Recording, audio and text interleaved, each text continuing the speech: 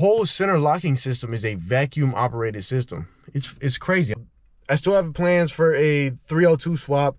It'd actually be cool to have a bar engine and a Ford Explorer. There's probably not one person on this earth that has a bar swapped Ford Explorer. Just saying.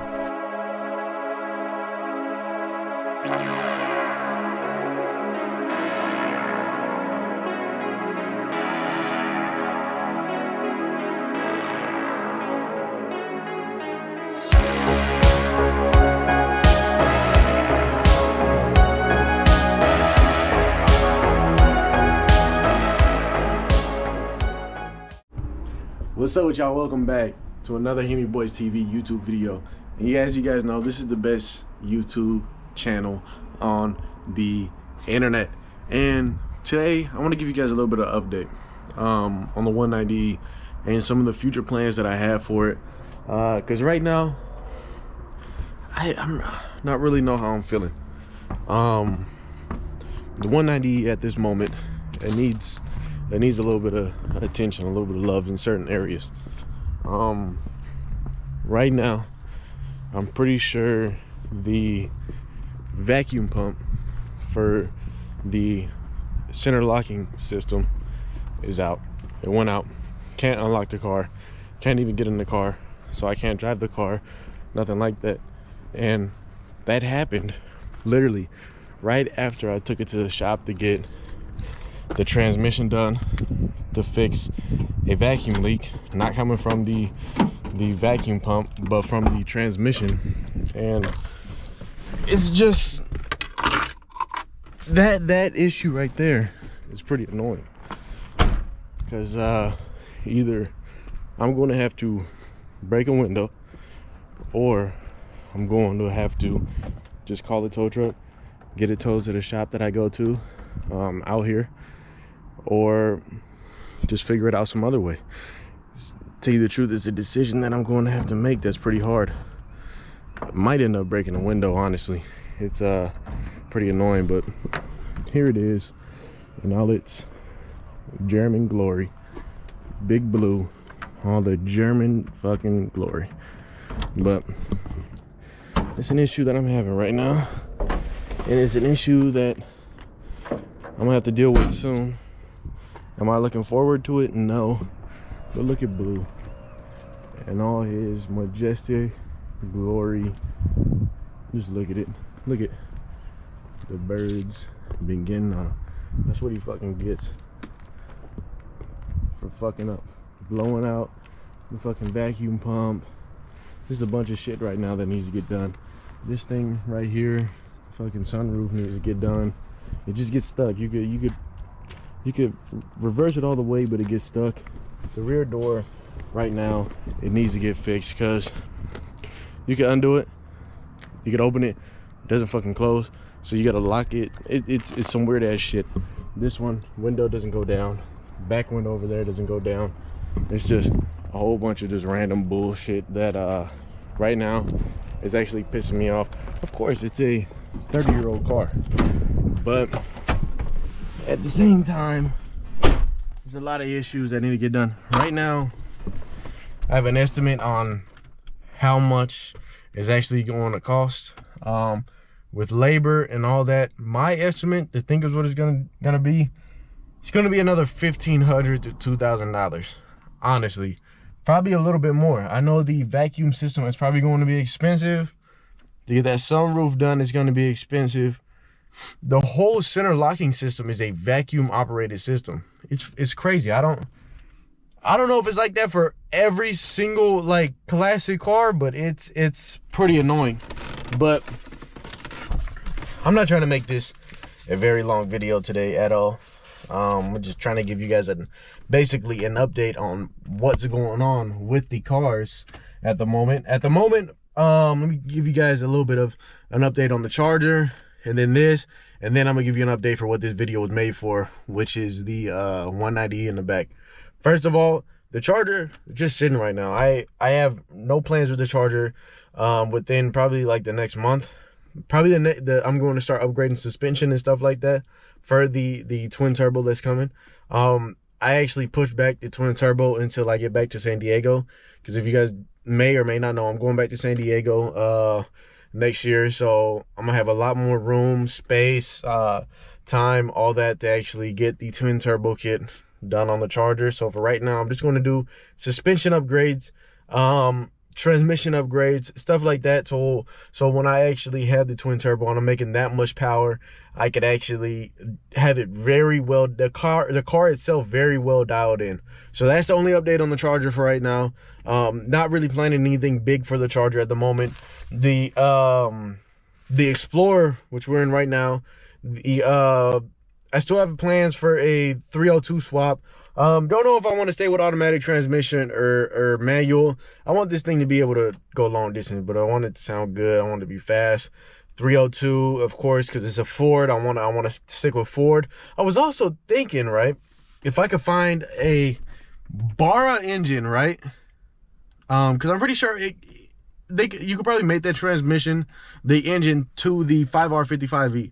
If I could make a Barra to a 5R55E transmission, then I would be completely good, and I might do that swap if I could actually find a Barra. I'm pretty sure it's not going to be hard to find a Barra, but it would actually be cool to have a Barra engine in a Ford Explorer. It'd be something that nobody has done, and probably there's probably not one person on this earth that has a Barra swapped Ford Explorer.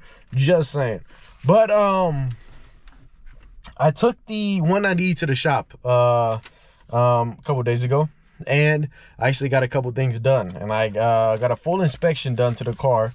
So of course the things that I knew already were the brakes, which they have on here, the tires, which they have on here. The tires on the 190 are dated for 2018, but they're brand new tires. They still have full tread wear. I say they have 90% tread on them. That's basically brand new. Anything with like 60% of above tread wear, that is completely brand new. But of course the tires, fluid changes, of course, a lot of the fluids are already done, like radiators, brake fluid, shit like that.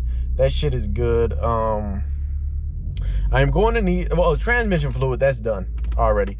There's this very nice sounding Forester that just passed me just now. That's what I was looking at the moment. He looked at me too. I think it's because he sees this fucking weirdo sitting in his car talking to a GoPro, but it sounded very good. Sidetrack for a second. At the moment, while I have the 4.0 in here, would you guys like to see a sort of kind of equal length setup to the exhaust on this to see how it sounds? I seen one guy on here that had a Ranger with an unequal length setup on it, but I don't know yet. But belt service, that's gonna need to get done. Lights, multiple lights out, this is what it says. Of course I already know that it had multiple lights out. Of course the rear, I think it's one of the rear brake lights is out. I don't know why they say multiple, but I'm pretty sure I don't know, I'm not even going over there right now. Battery, good, that's what they said. Right front low beam headlight, left tail light, and right brake light are failed. If wheels were removed, note lug torque. Okay. Yeah, so things that the major things that I got done to the 190E. That was the inspection part. The major things that I actually got done was they diagnosed a leak coming from my transmission. It was actually a bolt wasn't tightened all. Well, a bolt was actually fucking missing. There's a whole bolt missing out of the transmission. I don't know what previous dude was doing with this car. The more and more I see things on this car, it's just very dumb things. Like the transmission, the fucking transmission pan, oh my god, I can't even think right now. The bolt that holds the transmission fluid in, I can't even think. But the bolt that holds the transmission fluid in, it wasn't even tightened up. They said it was loose. It was loose to the point a wrong turn or anything like that could have just knocked it off. I wouldn't have a fucking transmission pan bolt no more. And then the gasket, of course, because it had no screw on it, it's a pressurized system, so the gasket just blown apart. It was just getting fucked by the wind. Of course, I told them about this. I told them to adjust the idle of the engine. I wanted the engine to idle a little bit higher because I think, especially on cold starts, it tends to knock a little bit. I don't know what that issue is, but of course that was it. That was it. That's mainly it. Just it was a transmission service because I don't know if I told you guys in other video. I'm gonna actually show you guys. Watch this. I don't know if you guys can see this from right here. No, you can't. Oh, yes, you can. All this right here, all this that little dark spot, stuff like that. That's actually from the 190E. That's completely from the 190E. I put about 2 things of transmission fluid in it. All of it came out. Every single drop of transmission fluid came out. Well, not every single drop. If you guys don't know, your transmission is never out of transmission fluid. Never. Same thing with your engine. Your engine's always gonna have oil in it. Your engine's always gonna have coolant in it. It doesn't automatically escape. Just because you drain your transmission coolant doesn't mean it's all the way out. But I digress. This thing's been a pain in my ass. Especially now, since I have that vacuum, the vacuum pump issue. Like I'm going to have to replace that either myself, or I have to take it to a shop, or I have to break a fucking window, get the window replaced. The cheapest option, I'm going to say it right now, is if I break the fucking window and just take it to a shop. It's going to be the cheapest option right now. I don't feel like paying for a vacuum pump. I don't feel like doing that. Honestly, I don't feel like doing that right now. It was not on the list of priorities. It's like it's a very low priority, but now that I can't get into the car, it's a pretty high. I can't even drive the car, so it's a pretty high priority. There's no point in having the car if I can't get in it. I was gonna do the EFI conversion. Oh, with the EFI conversion. So if I buy one EFI conversion, I'm pretty sure it's 800 and something euros. It'll come in 2 to 3 months. Or there's another one that costs 600 euros, but it just comes with a harness. The one that's 800 euros or whatever the fuck that conversion is, it would come with a standalone ECU, fuel rails, a whole bunch of extra shit, and then I could buy an intake manifold, and then a whole bunch of shit. I really do not want to keep the mechanical fuel injection, the K-Jetronics, and the 190E Big Blue over there, because it's just so horrible. It's the thing it's honestly the thing that's making the M103 less reliable. Like, you should not have, like, the issues that that fuel system has should not be there. I'm telling you, it just gets clogged all the time. It's just a constant pressurized system that's just shooting fuel into the engine. That's it. It's just constantly, it's the same pressure just getting shot into the thing, into the engine. The ignition system is all right. Not just the fuel system, but the ignition system is pretty primitive too. So we're doing coil conversion, shit like that. So just stay tuned for that. But for right now, I'm just knocking out maintenance. And of course, I knew a Mercedes was going to be a headache, especially a more classic one. And to tell you the truth, it's not that bad. I'm not even really mad at it. It's just I knew what I was getting into, and I know the territory of what I was doing. So I'm not even really mad about any of it at all. I'm not mad. I'm actually happy. I'm happy that I'm finding out the stuff that needs to get done to this car sooner. So, yeah, I need to get an oil change. That's probably gonna be, put some more oil in it. That'd be fantastic. I'm gonna do that again. What else? There's not really anything else. No more updates. I'm probably gonna do a video soon about me lowering the Ford Explorer, because I want to drop it a little bit. Not as dropped as the truck, because for new people that are on the channel, I have a 2002 Silverado 1500 that's been converted to the 03 front end and stuff like that. I'm trying to make it a SS clone.